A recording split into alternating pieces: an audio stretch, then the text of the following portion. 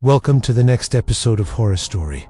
Episode 4, The Watcher. For as long as I could remember, I'd always been an anxious person. It was always difficult for me to relax or just be still. And so at night, when I tried to sleep, my mind would always be racing. I'd often find myself laying in bed awake for hours, sometimes until the early hours of the morning. One night I was laying in bed trying to sleep, but my eyes were drooping. I was still feeling a bit scared, so I decided to bring along my mum's old baseball bat for protection. I heard some commotion outside, and when I peeked out the door, I saw a group of students gathered around my locker. I walked out and asked what was going on. "Your locker?" one of my classmates said, pointing to the door.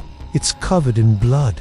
I gasped and stepped back. There was blood all over the locker, dripping down the sides. Also, be sure to leave a like and comment if you enjoyed the story. Thank you for watching, and I'll see you soon. My hands trembled as I reached out to touch it, but before I could, my friend grabbed my arm. "Don't touch it. It's probably a warning or something," he said.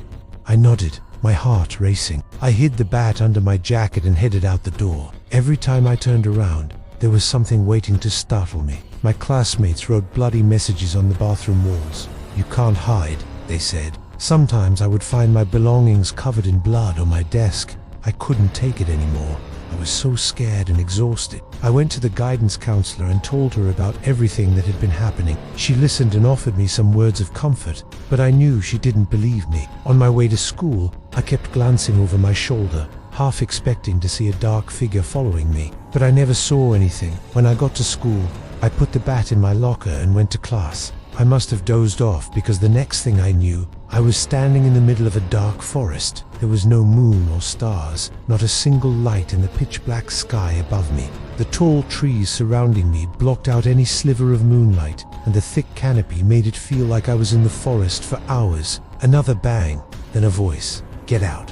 I jumped out of bed and ran to the window. Peering out into the darkness, I saw a dark figure standing in the shadows on the ground below my window. "Get out," the voice said again, louder this time. I don't know what compelled me to do it, but I climbed out the window and onto the ledge. I carefully made my way down the side of the building, my eyes fixed on the dark figure below me. As I descended, the figure began to take shape in the darkness. It was tall and thin, with long, sharp claws and a face that was pale and gaunt. Its eyes burned with an eerie red glow, boring into mine.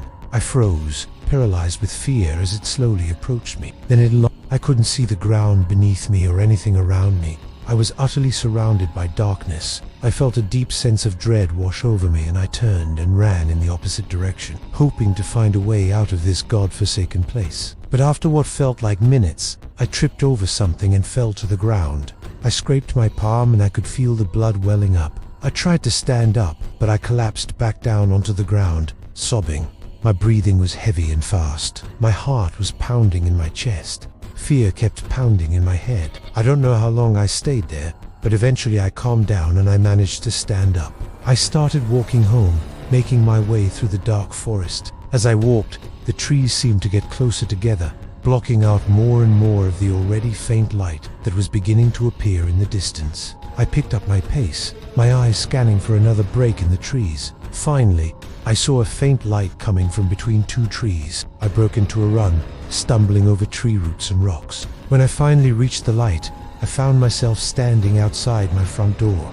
I could hear my parents talking inside. Relief washed over me.